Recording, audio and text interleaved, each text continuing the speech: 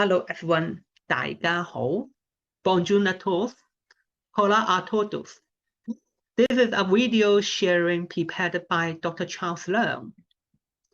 I am a Hong Kong Chinese educator and practicing as a registered social worker and certified social work supervisor in Hong Kong. I have also dedicated myself to the development of the social work profession in the mainland region of China since 2006. I am now teaching at a university in the mainland region. Rendering in these two regions where their cultures are somewhat shared, but the social environments are still quite different from each other. I have gradually built the sensitivities like an agent, but not the James Bond style, to disseminate the knowledge of social work across the border. My PhD study was a cornerstone for actualizing a broker-like identity to me to disseminate social work knowledge. I used a participatory approach to evaluate the translation of an adolescent development program in a secondary school between year 2010 and 2013. The school is located in a metropolis of South China called Guangzhou, and the program chosen was developed and validated in Hong Kong by a bundle of encouraging evaluation findings. Of course, the program was technically proven to be effectively implemented. Otherwise, I could not be called a doctor, could I? Nevertheless, I have also affirmed that the utilization of any social work knowledge must require more than the best available research evidence only.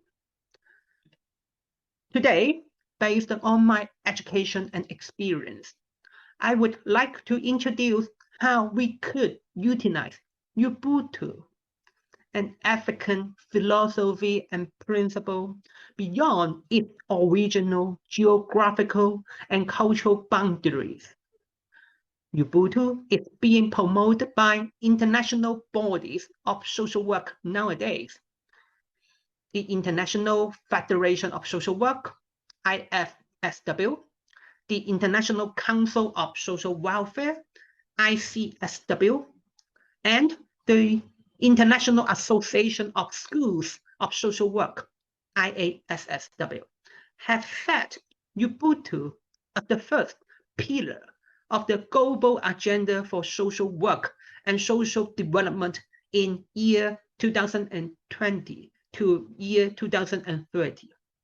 It was also selected as the theme for the World Social Work Day last year. The poster of the World Social Work Day, as you can see on the screen, translated into various languages, have further spread Ubuntu's meanings into the local communities of social work.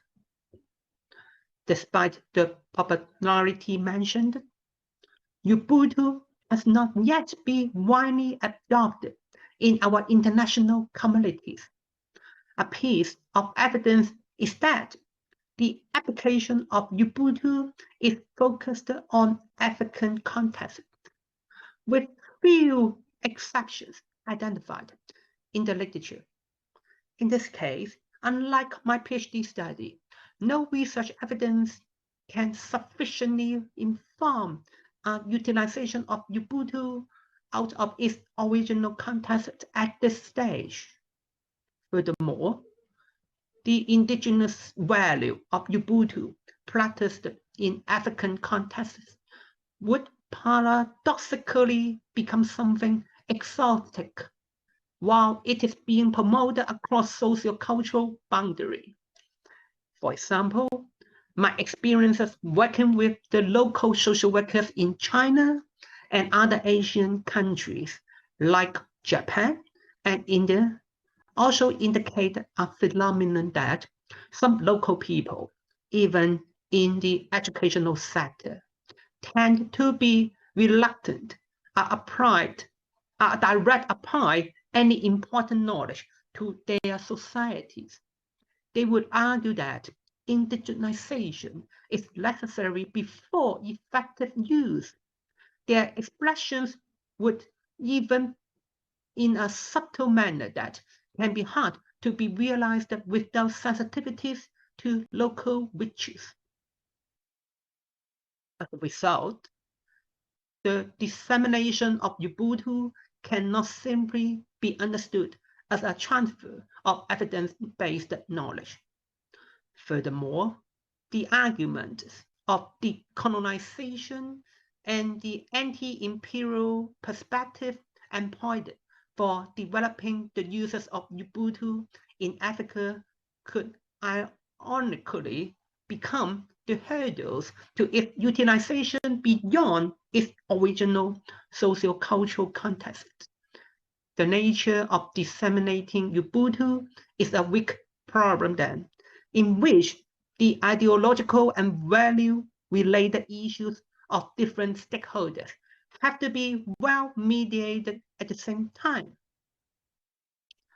Throughout the years to indigenize the knowledge of social work in Chinese context, I have gradually built a framework of knowledge utilization. It should be particularly relevant to manage the complex nature of disseminating Ubuntu in China and even other regions. I have mainly chosen the theory of boundary critique to introduce my framework. Generally speaking, boundary critique is a branch of systems thinking and capacity theories focusing on the issues of marginalization. It is not simply an idea of respecting or profiling the ideological concerns of stakeholders. It argues that the value or boundary judgment of any stakeholder would be elastic. Furthermore, the concerns expressed by different stakeholders could be on both conscious and unconscious levels.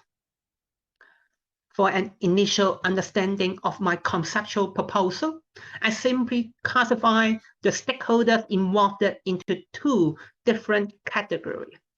They are the initiator of the dissemination of new knowledge and the people in potential utilize the knowledge in their own local context. Anyway, some of the specific roles of different stakeholders in reality will be presented below. I have also simplified the various patterns of the negotiation between the two types of stakeholders into 5 interrelated categories. They are quasi-agreement, objection, masking, beguilance, and compromise. And now let me introduce them one by one. The first one, quasi-agreement. Quasi-agreement means the consensus, if any, that has been made by the stakeholders. However, it may not be mature enough for taking effective measures.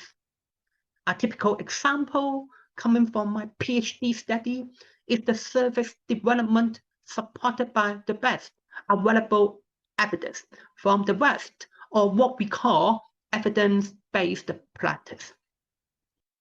Another possibility is that the knowledge is officially mandated for dissemination. For example, the Chinese version of Ubuntu and related materials were translated by the China Association of Social Work Education, one of the official social work organizations in China. The organization continues to cooperate with IASSW, sharing the progress in developing Chinese social work. As a result, an initial agreement has been reached to promote Ubuntu's ideas between the local and international professional organizations in China. Second, objection. Objection means that the reasons of hesitation to utilize important knowledge, apart from the ideological concern that I have mentioned, there are at least two more issues that are being identified through my current study. This is qualitative research on direct practitioners uncovering their voices in the utilization of Ubuntu in rural China. First, the interviewee generally expressed that the conception of Ubuntu was abstract and such difficult to understand for them. Second, apart from a definition of Ubuntu translated into Chinese language, they commonly shared the concern on how the philosophy and principle of Ubuntu could be compatible with local cultural practices. These concerns include not only the aspect of traditional customs, but also the possibility of linking the core values of socialism promoted by the Chinese government nowadays. Third, masking. Masking means the issues that impede the utilization of important knowledge in an unintentional or hidden manner. I could sometimes discover the stakeholders' feelings of ambiguity or embarrassment towards the dissemination of new ideas and initiatives. One of the common topics I realized that throughout the years is blending. For instance, I am now promoting an international standard of project management tailor-made for social development sector. The standard developer and training partners expect an expansion while a popularization of the standard across borders. In this case, the revenue generated from taking the standard certification would increase. Based on my prolonged engagement as a trainer with some local user of the standard, they make the confession with me, and they have said they would like to keep learning, mainly because an application of so-called international standard might help them acquire more funding resources. This is because the adoption of an international standard can imply good quality in context, which could attract further funding. Consequently, it is important to raise the awareness of stakeholders about the importance of economic interest for the dissemination of Ubuntu. Fourth, legalness. Legalness means the considerations of one of the parties would be overlooked by the another one. It usually relates to the issues of power difference. My experience working among the stakeholders for implementing new ideas always remind me to consider the views of the front line. After collecting data from my qualitative study in rural China, some of the interviewees expressed their interest using Ubuntu in daily practice. They even asked me whether some follow-up activities could be provided for them. For example, they requested training and supervision to be arranged by my research team, supporting their users of Ubuntu in program design and service provision. Therefore, without sufficient training and administrative support, it should be hard to utilize any new important knowledge like Ubuntu in the locality. And the empowerment of direct practitioners to voice their considerations is essential during an indigenization process. Lastly, of course but not least, compromise. Compromise means the consideration of trade-off in knowledge utilization. If it was possible to foster an understanding of the foregoing dynamics among stakeholders, they would be inevitable to review respective origin plans and utilization expectations. There are various conceptual tools available to foster compromises. For example, in the field of professional negotiator and mediation practice, trading the things that value unequally between the stakeholders and partner. The best alternative to a negotiated agreement is commonly employed. Based on my initial research findings, the initiative of locality development in rural China can utilize Ubuntu for justifying the inclusion of cultural heritage in the community organizing activities. Like traditional festivals in Chinese culture require a production of foods such as rice dumpling and moon cake. This is an opportunity to allow local people working together.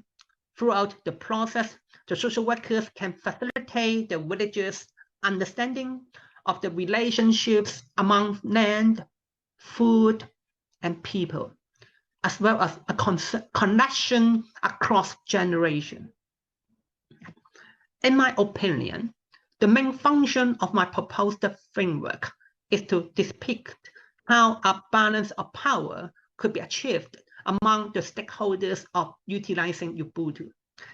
It can even help build a useful action plan for indigenization. If the practitioners and researchers responsible to disseminate Ubuntu could equip and apply this systemic skill set, a more efficient outcome would be expected to be attained. There are at least two areas of limitation of my proposal. First, the proposed framework is mainly based on my experience and reflection. However, it has been referenced in the discussion of capacity in social work and related fields of practice, such as systems thinking, program evaluation, and conflict management. The framework is such not simply a personal interest, but being scaffolded by legitimate knowledge in academia. In addition, similar models in social work, like culturally relevant practice, are also available. In my opinion, the uniqueness of my proposal should be the ability to articulate the complex dynamics of different stakeholders to utilize Ubuntu or any other knowledge of social work during an indigenization process. Lastly, if someone could still watch this video up to now, I would suppose that the framework and my presented ideas should be interesting or useful to you. It was then necessary to think further about how we could collaborate for the ongoing development of the utilization of Ubuntu based on my proposal. For example, your contributions should be appreciated to further explore how the framework could support a further utilization of Ubuntu in your own situation. Therefore, I hope to have a dialogue with each of you. Send me an email or a text while the channels shown on the screen. Let us be the brokers for spreading Ubuntu together. And that is the end of my presentation. Thank you and bye-bye.